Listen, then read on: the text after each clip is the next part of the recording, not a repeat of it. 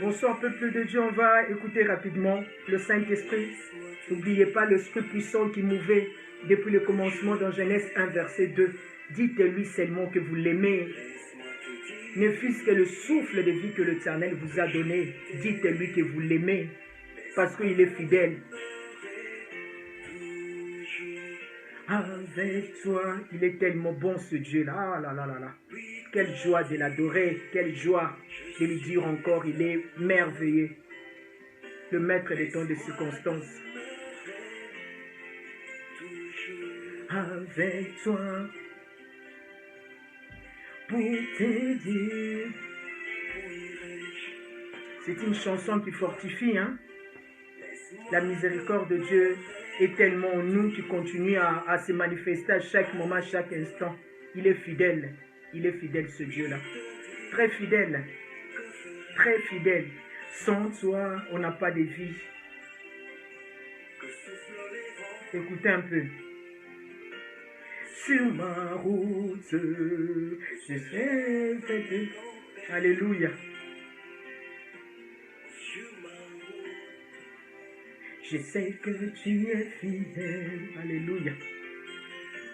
Tu es fidèle. Alléluia. Tu es fidèle. Linda, c'est que tu es fidèle.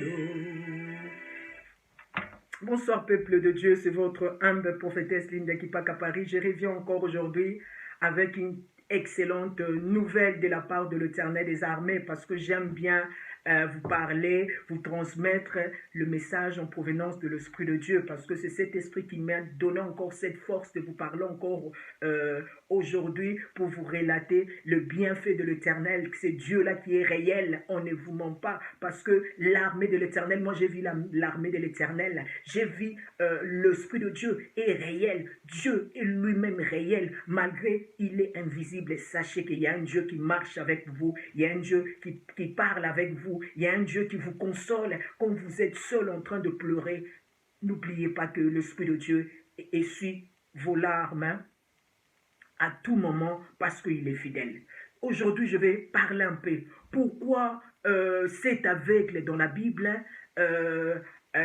était né? Voilà, l'aveugle, la Bible nous dit que l'aveugle nouveau-né. Pourquoi Dieu avait permis que ses parents qu'ils puissent mettre au monde un enfant qui a un handicap? Pourquoi Dieu avait permis cette conjoncture arrive dans cette famille où le père et la mère n'y attendaient pas? Mais hélas, comme Dieu est le maître des temps de circonstances, comme Daniel nous dit dans Daniel 2, verset 21. Je vais lire rapidement. J'ai vu en passant un homme aveugle de naissance. Ses disciples lui posèrent cette question. Maître, qui a péché? Qui a péché, cet homme ou ses parents, pour qu'il soit né aveugle? Jésus répondit, ce n'est pas que lui ou ses parents aient péché, mais c'est enfin que les œuvres de Dieu soient révélées. Dans Jean 9, verset. Donc, on a bien vu le message de l'Éternel des armées. Ses disciples qui marchaient avec Jésus-Christ à tout moment, c'était des hommes qui marchaient avec Jésus-Christ, mais nous avons vu beaucoup de passages dans la Bible. Ce sont des êtres humains. Des fois, ils ont même perdu la foi. Hein. On a vu aussi quand ils étaient ensemble avec Jésus-Christ dans la barque. Cela ne les a pas empêchés qui perdent la foi parce que c'est des êtres humains, parce qu'il y a la chair et l'esprit disposé, mais la chair est faible. Ici aussi, nous voyons aussi que ces disciples continuent encore à ignorer qu'ils étaient réellement avec Christ, qui marchaient avec Christ, qu'ils étaient des gens qui ont pris ce privilège exceptionnel d'être déjà avec le Fils de Dieu. Quand on est avec le Fils de Dieu, on est avec l'Esprit de Dieu parce que c'était un Fils qui était rempli dans la présence, dans la présence de l'Esprit de Dieu. Donc, à cause de l'incrédulité des disciples, ils ont continué encore, ils ont vu cet homme qui était né aveugle, ils ont commencé encore à reposer encore Jésus-Christ la question, pourquoi ces garçons est né aveugle. Ils ont dit peut-être, oui, peut-être à cause que cet enfant fait quelque chose, mais je ne vois pas du tout parce que c'est un enfant qui était dans les ventres, donc il ne savait rien, il était innocent. Et en même temps aussi, ils ont pensé, parce qu'ils ont eu quand même deux possibilités, réaction, hein, ils ont posé à Jésus-Christ. Donc Jésus-Christ les a dit, c'est ni l'enfant, c'est ni le parent, mais enfin que le nom de l'Éternel soit éclaté. Nous avons vu aussi dans Exode 7, verset 3, c'est le même message qui se concorde ensemble, en quelque sorte, je vois comme c'est des synonymes, hein, parce que ce message de l'aveugle nouveau-né dans Jean 9 avec celui de Exode 7, c'était la même réaction. Je vais lire rapidement aussi dans Exode 7, verset 3. L'Éternel a dit, de mon côté, j'endurcirai le cœur de Pharaon et j'endurcirai le cœur de Pharaon et je multiplierai mes signes et mes miracles en Égypte. Voilà. Donc, l'Éternel des armées est en train de prévenir son serviteur Moïse pour que Moïse sache que l'Éternel est derrière ces circonstances qui arrivent parce que Moïse a été en mission. On n'oublie pas, nous aussi dans ce monde, on est en mission. Tu es en mission, moi aussi je suis en mission. Donc nous devons être aussi prudents. C'est très important parce que l'Éternel a dit, je vous envoie au milieu des loups. Donc soyez prudents comme les serpents. Donc Moïse savait déjà à tout moment l'ennemi peut sortir de n'importe où parce qu'il est en mission. Je bénis l'Éternel parce que quand Dieu envoie quelqu'un en mission, Dieu donne toujours la provision parce que Moïse savait où il allait. Moïse connaissait bien ses ennemis. Je vais me battre avec qui? Je vais aller où? Je vais aller où? La plupart des gens dans la parole de Dieu que Dieu envoyait en mission, ils savaient déjà, Dieu le prévenait déjà que tu vas avoir une mission, tu vas aller te battre avec, je ne sais pas, avec les Égyptiens, avec le Cananéen. Donc, il y avait vraiment, c'était une mission qui était très, très précise. On a vu aussi Josaphat, pareil aussi dans 2 Chroniques 20. Donc, Josaphat savait où je vais aller me battre, où mes ennemis sont au nombre de combien. C'est ça, le fait, la grâce d'avoir l'Esprit de Dieu, parce que l'Esprit de Dieu te parle au temps favorable. Il te parle à tout moment. Tu n'es pas là pour recevoir une mission sans provision. C'est ça, la force d'avoir le Saint-Esprit. L'aveugle nouveau-né, ce n'était pas forcément parce que ses parents ont péché. C'est parce que l'Éternel voulait que son nom soit éclaté. Parce qu'aujourd'hui, beaucoup de problèmes arrivent dans nos vies. Ce n'est pas forcément parce que tu as commis quelque chose, un péché. Ça, c'est la voix du diable menteur incapable. C'est le diable qui veut complètement qu'il nous souffle dans les oreilles pour dire que Dieu t'a abandonné. Tu as commis quelque chose. Tu as fait quelque chose. Ça, c'est vraiment la voix du diable menteur incapable. C'est le même diable menteur incapable qui est parti aussi par là, Jésus-Christ de Nazareth. Donc, on voit que peu importe ce que le diable pourrait te parler, quelle que soit la conjoncture qui peut arriver dans ta vie, garde la foi. Parce que l'Éternel veut faire une histoire avec ta vie. L'Éternel veut que tu parles avec ta bouche. Tu transmets la parole de l'Éternel à travers un témoignage. Oui. J'ai eu un combat, j'ai un souci, mais l'Éternel des armées va te relever. Même si tu tombes, ma soeur ou mon frère, croyez à l'Éternel des armées.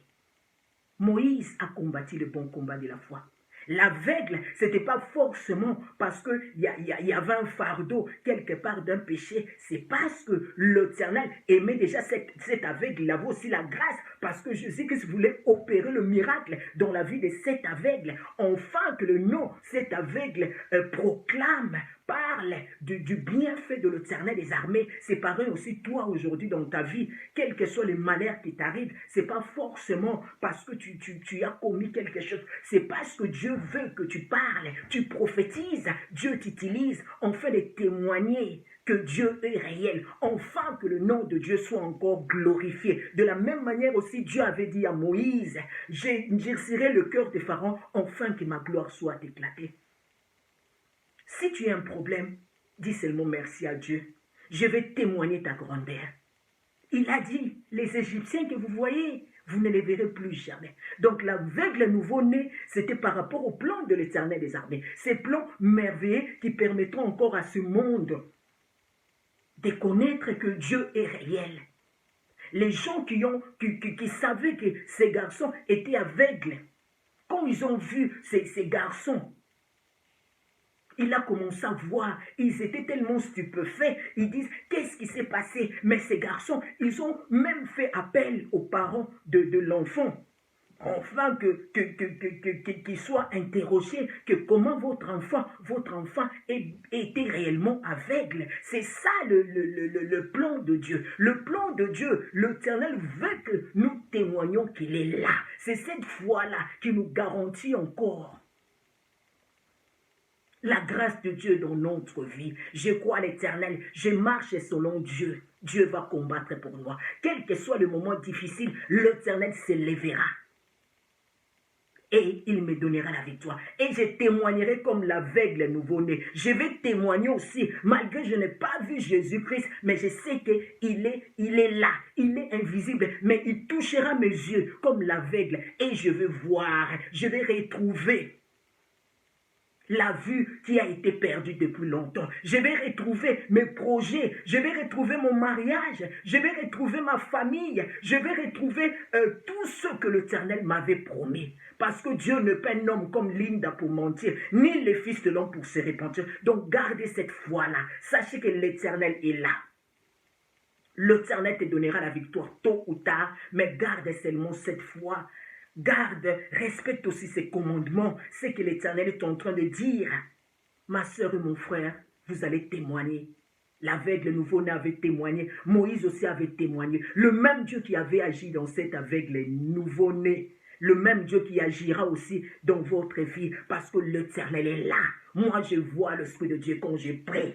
Moi, je vois l'Esprit de Dieu quand je suis en train de pleurer. Je vois cette main-là qui est en train de me fortifier, qui est en train de me donner encore la force, qui me booste encore de prier, de continuer à parler, de continuer. Oh, Jésus, Dieu est tellement beau. L'Esprit de Dieu, c'est un avantage. L'Esprit de Dieu, c'est celui qui nous guide, qui nous donne cette force de prier. Avec lui, tu ne seras point honté ni confus. Croyez-moi, il est réel. Dieu est là. Il est vivant. Le Dieu qui a créé les ciels et la terre, il est réel. Que Dieu vous bénisse.